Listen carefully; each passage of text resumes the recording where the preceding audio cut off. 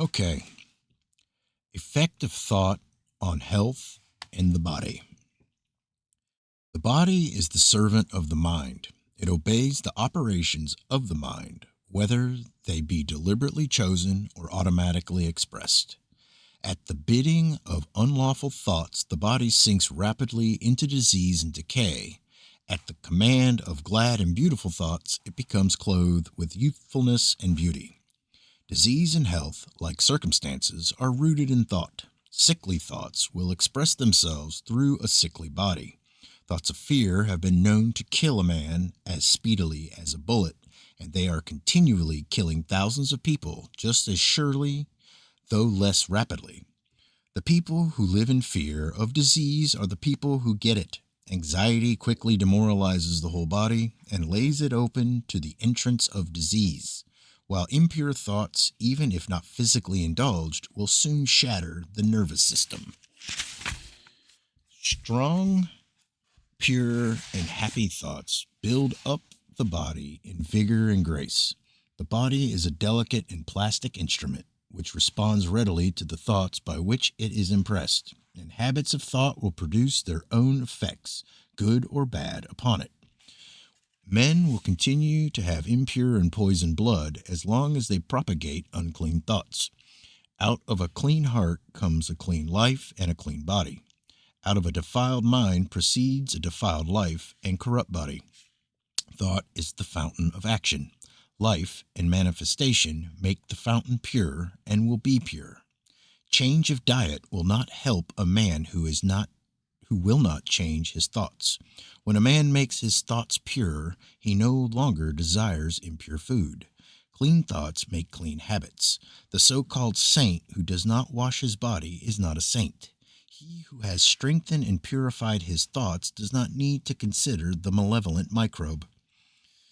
If you would protect your body, guard your mind. If you would renew your body, beautify your mind. Thoughts of malice, envy, disappointment, despondency rob the body of its health and grace.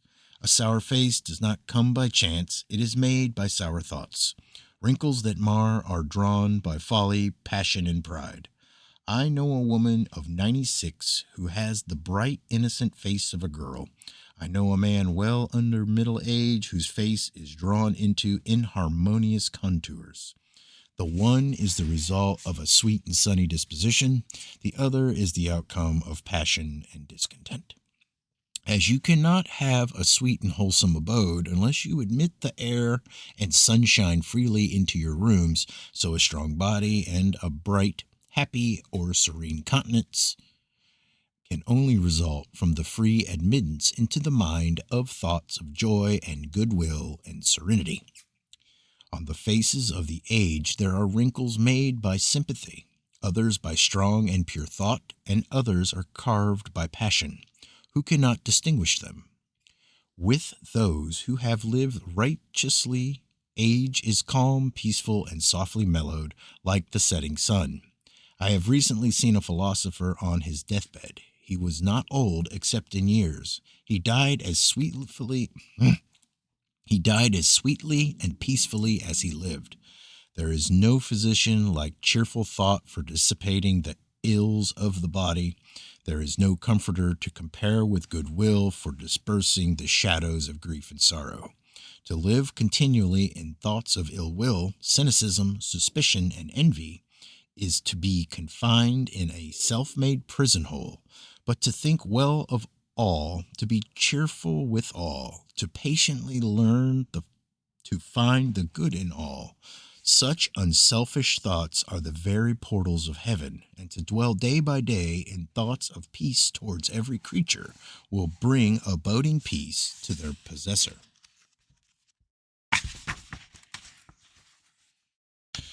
Thought and purpose. Until thought is linked with purpose, there is no intelligent accomplishment.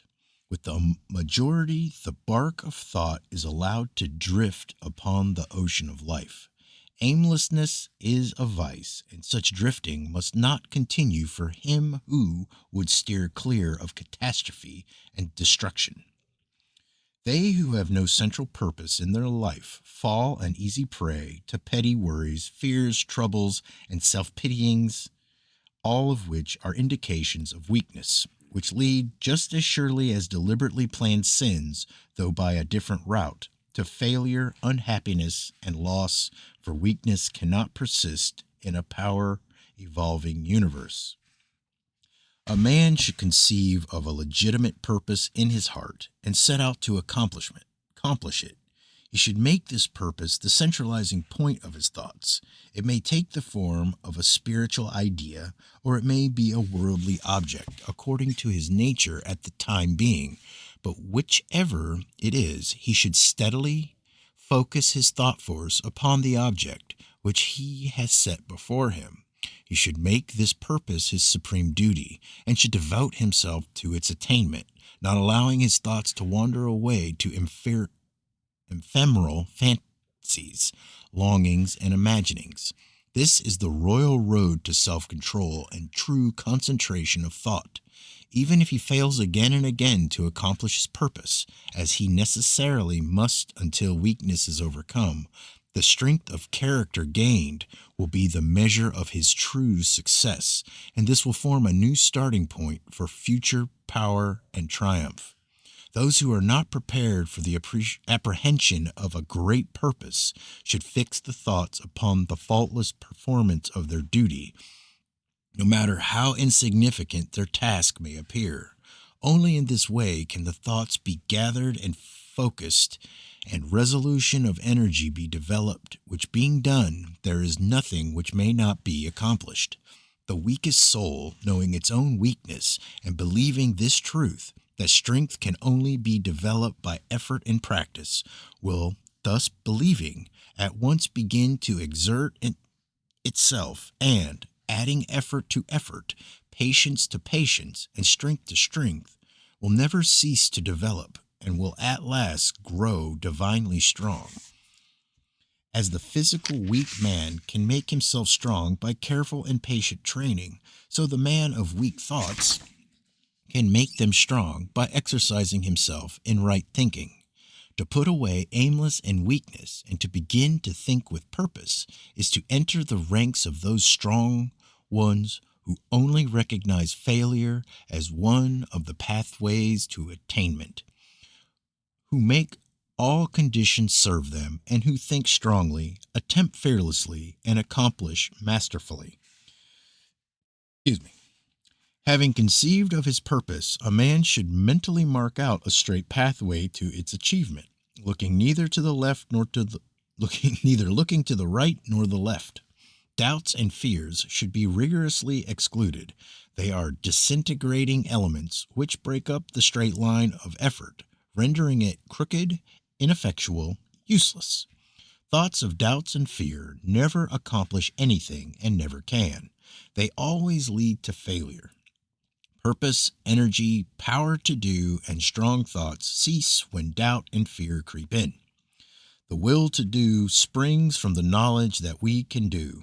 Doubt and fear are the great enemies of knowledge, and he who encourages them, who does not slay them, thwarts himself at every step.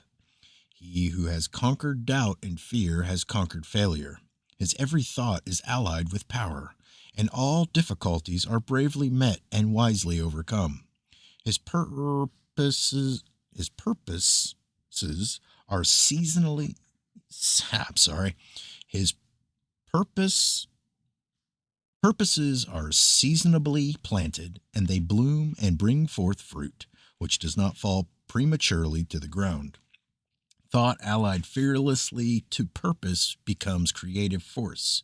He who knows this is ready to become something higher and stronger than a mere bundle of wavering thoughts and fluctuating sensations. He who does this has become the conscious and intelligent wielder of his mental powers.